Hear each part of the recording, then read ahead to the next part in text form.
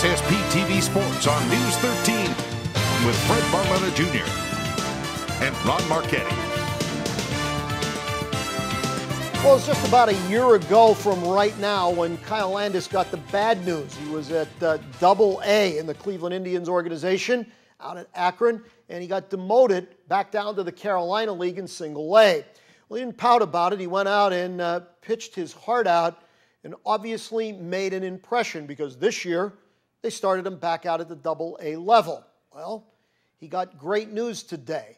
He got a promotion. That's right.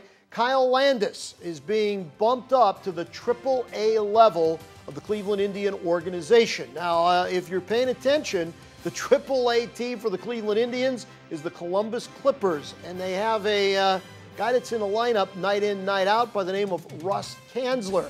So what you got here, folks, is two kids from the greater Hazleton area who actually were teammates in high school together and are going to be teammates on the Triple-A minor league level. That is really unbelievable. But great news today for Kyle Landis. Now, I got a chance to touch base with him a little bit earlier. He's telling me that it might not be a permanent thing, that he got bumped up because of some injuries to the pitching staff at Columbus. But hey, you never know. Opportunity is knocking, and let's wait and see what happens. But again, the news, Kyle Landis, don't look for him anymore on that Akron Arrow roster. Instead, he's now a member of the Columbus Clippers, Triple-A, joining Russ Kanzler. Now, speaking of Columbus, maybe they could use some pitching from Kyle Landis. They got thumped yesterday 8-3 by the Toledo Mud Hens. Russ Kanzler to base hit. Notice the average, which was all the way down around the 150 mark early when he was off to a slow start, creeping its way back up. He is hitting now .250 on the season, and maybe seeing his buddy Landis show up will even perk him up a little bit more. Now, Landis's former team, Akron, they got rained out. They were supposed to play in Reading. So we'll keep an eye on that with these guys and let you know exactly what's happening. Oh, finishing the minor league report, Rochester, 3-2 winners over the Lehigh Valley Iron Pigs. Now, speaking of rain and postponements, that's the order of the day here today. There's your baseball games. Wyoming area was supposed to be in at Hazleton. That one is postponed until Wednesday. North Schuylkill, Tamaqua off until the 8th of May. Monoy at Schuylkill Haven. They'll try that one tomorrow. Jim Thorpe in Pottsville. That's a 7 p.m. start tonight under the lights. They're hoping to get it in. Meanwhile, in softball, Hazleton area at Tunkhannock off today. They'll try tomorrow. North Schuylkill at Tamaqua off until the 8th of May. Monoy area at Schuylkill Haven. They're going to try that one tomorrow. Jim Thorpe, Pottsville. That one is still a go, but boy, they're going to have to battle through the raindrops. We'll wait and see. Now, tennis, Crestwood, Hazleton area off today. They'll make it up on Friday. Wyoming Valley West at MMI, no makeup date. Pottsville and Tamaqua, they're going to try that one tomorrow. Track, well, it's an all-weather track, right? So it's still on. Blue Mountain at Tamaqua, Pine Grove at Monoy area, and Pottsville at North Schuylkill is off. North Schuylkill, 425. That is going to be on Wednesday. Soccer, Hanover at MMI, and William Allen at Pottsville, from what we're being told, still on the calendar. Now, minor league baseball today, Columbus is at Toledo, Akron is at Bowie, Buffalo at Lehigh Valley. Major leagues, the Yankees start a series down in Arlington. Colorado is at Pittsburgh. The Mets are going to host San Francisco in a doubleheader. And the Phillies' West Coast trip continues as they're out in the desert in Arizona. And it's brought to you tonight by Stripes and Strikes. A lot more than just baseball and softball. How about for the golfers out there? That's right, they got you covered too. All sorts of golf-lined equipment, from the right clothing to all of the right accessories. You'll find them at Stripes and Strikes. It's the area's newest retailer, located on Route 309.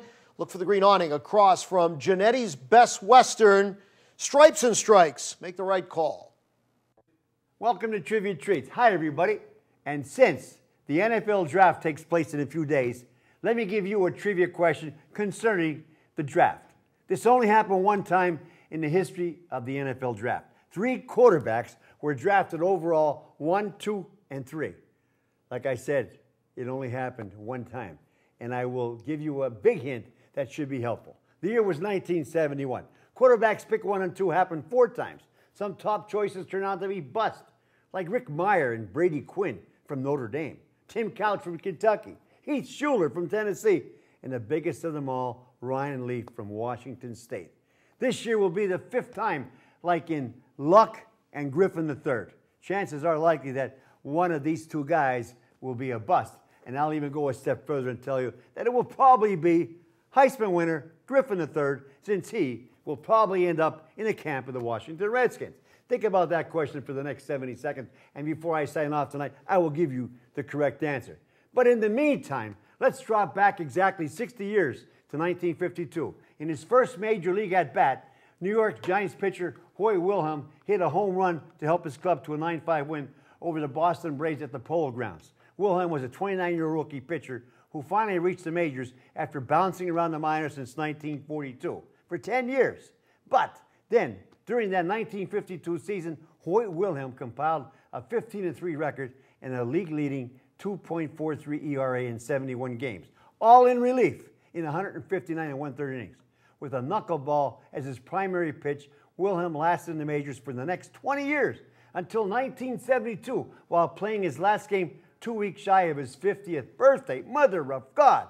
He pitched in 1,070 career games and held that all-time record for 30 years until it was broken in 1999. However, Wilhelm will never hit another home run in the big leagues in 432 at-bats. His career batting average was .088. Hoy Wilhelm was elected to the Hall of Fame in 1985. And speaking of great Hall of Fame pitchers, Warren Spahn would have been 91 today. Now the answer to my trivia question. The only 3 quarterbacks to ever be drafted in the NFL, 1, 2, and 3, were Jim Plunkett, Archie Manning, and Dan Pastorini in 1971. Till Friday, be a good sport and stay loose.